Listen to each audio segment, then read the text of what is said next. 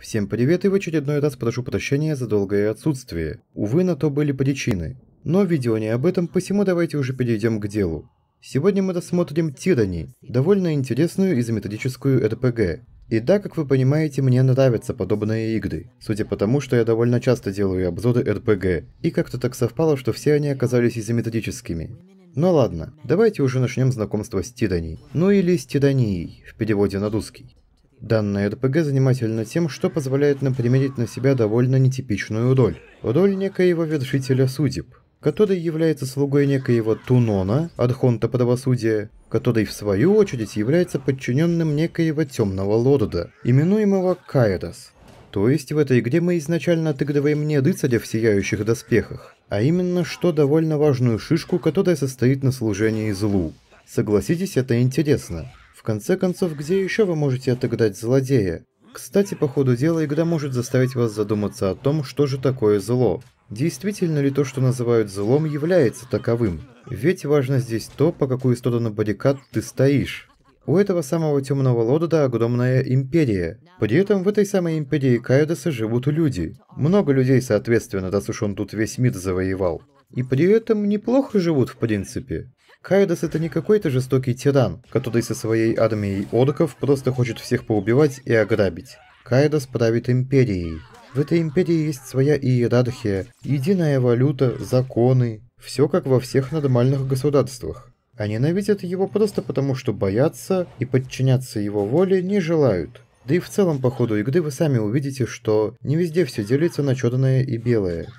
Итак, в чем тут замес? После того, как вы создали персонажа, у вас есть выбор – нажать на кнопочку «Быстрый старт» и продолжить без предыстории, либо же пройти завоевание, в ходе которого вам расскажут предысторию о том, как захватывались Северные Королевства и какую роль вы принимали во всем этом. Кстати, на этом этапе крайне советую пройти завоевание, потому как это действительно окажет влияние на дальнейшее прохождение.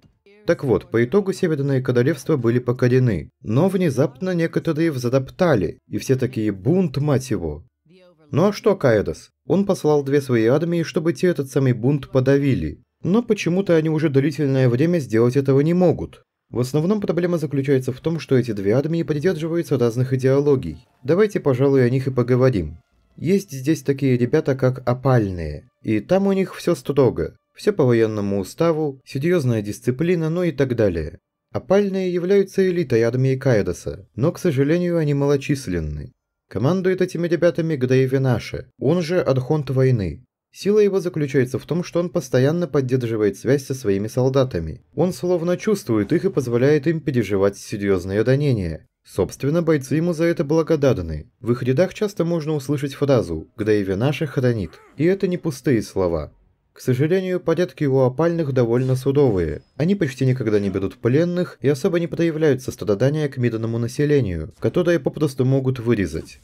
Ну окей, давайте перенесемся и по другую сторону баррикад. Алый хор. Даже я не знаю, какие слова подобрать, чтобы наиболее емко описать все это. Короче, куча анархистов, которые любят убивать. Иерархия в их стадию довольно сомнительна. Выживает сильнейший, вот и все. Командует этим сбродом Архонт Тайн, именуемый Голоса Нерата. Его фишка заключается в том, что он может поглощать души людей и тем самым узнавать их тайны. Да и в принципе он любит шпионаж и интриги. В общем, с ним глаз да глаз, ибо никогда не знаешь, какой из 1000 голосов победит. Порядки же в рядах Алого Хода не столь строгие, как у опальных, хотя тут и про порядок-то в принципе не приходится говорить, но довольно кровавые, опять же благодаря тому, что выживает сильнейший. Эти ребята не столь категорично относятся к пленникам, а также к гражданским. Для них это потенциальные рекруты или рабы. Ну и в общем обе эти армии застряли у колодца виндариенов. И никак не могут подавить бунт. Попросту потому, что, во-первых, не хотят объединяться, а во-вторых, ставят палки в колеса друг другу. Собственно, именно поэтому вас, как вершителя судеб, посылают разобраться в ситуации и все урегулировать, а заодно огласить эдикт владыки. И вот сейчас давайте немножечко поговорим об этих самых эдиктах. Что это за штука такая? Если кратко, то это очень мощное заклятие. Заклятие, способное уничтожать целые города. Порой эдикты случаются здесь и сейчас. Например, эдикт огня, который в мгновение ока спалил целый город, а также оставил выжженную пустошь вокруг. А есть эдикты не столь разрушительные, но зато продолжительные, как, например, эдикт бурь. Из-за него в целом регионе происходят постоянные бури. Зачастую действие таких вот эдиктов длится пока не будет выполнено то, что сказано в этом самом эдикте.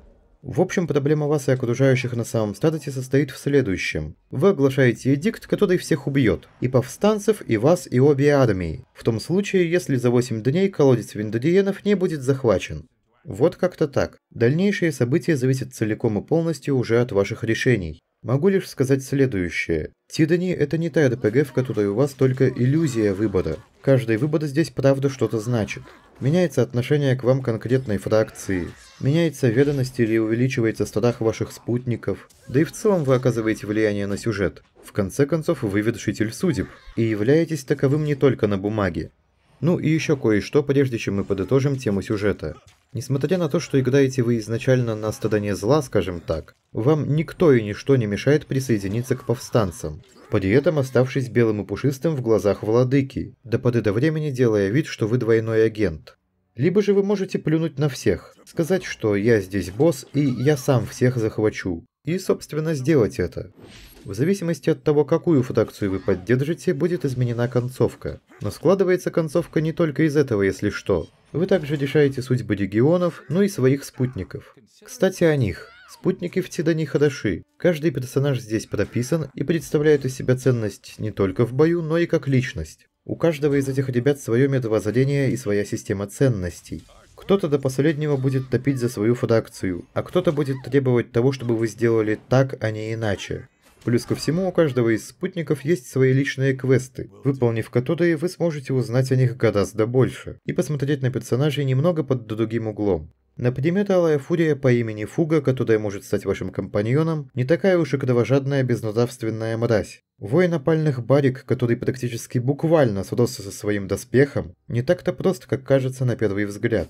Ну и так далее. Обойдемся дальше уже без спойлеров, пожалуй. Мысль вы все давно уловили.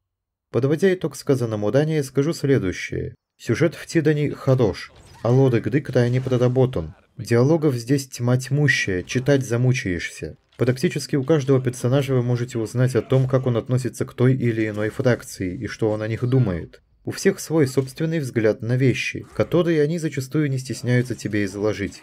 Если вы не ненавидите чтение, а также вам нравятся проработанные РПГ, тогда Тидани определенно стоит вашего внимания. Ну а сейчас давайте двигаться дальше. Рассмотрим боевку. Все столкновения в данной игре происходят в реальном времени, но с тактической паузой. То есть в любой момент вы можете поставить игру на паузу и решить, кто, что, кого и как. У каждого персонажа есть свои способности и свое дерево прокачки, так что билды вы формируете сами в зависимости от собственных предпочтений. Еще в игре реализована вот какая система. При левелапе вы можете улучшить только свои основные характеристики. Ну то есть там силу, быстроту, здоровье и так далее. Прокачка же навыков владения оружием идет отдельно. Когда пользуешься, тогда и прокачиваешься. То есть хочешь прокачать двуручное оружие, бери меч и махай. Хочешь прокачать метательное, бери копья или ножи и кидайся. Ну а если хочешь прокачать луки, то стреляй из лука соответственно. Ну и дальше по аналогии. В общем, в целом мне понравилось, как реализована боевая система в этой игре. Правда, иногда, если сражение затянулось, то становится скучновато, по причине того, что ты просто повторяешь одни и те же действия. Этого полечить, этого ударить, ага, поджечь стрелу и шмальнуть, того чувака на этого сагрить, этого оглушить, ну и так из раза в раз. Только вы сейчас не пугайтесь. Здесь довольно редко случаются такие ситуации, когда вы просто идете и всех убиваете. Ну что ж, напоследок давайте рассмотрим техническую часть. Графон в игре в целом нормальный, не больше и не меньше. Ничего выдающегося, но также и ничего такого, от чего ваши глаза будут болеть. Просто среднячок. По крайней мере, вам не понадобится покупать дорогущую шайтан-машину, чтобы просто запустить Тидани. Что же касаемо звука, он тоже сделан на уровне. Музыка от процесса не отвлекает, а только дополняет его. Ну а еще некоторые реплики здесь озвучены. Странно только то, что именно некоторые реплики, а не все. Далеко не все, даже у одного и того же персонажа.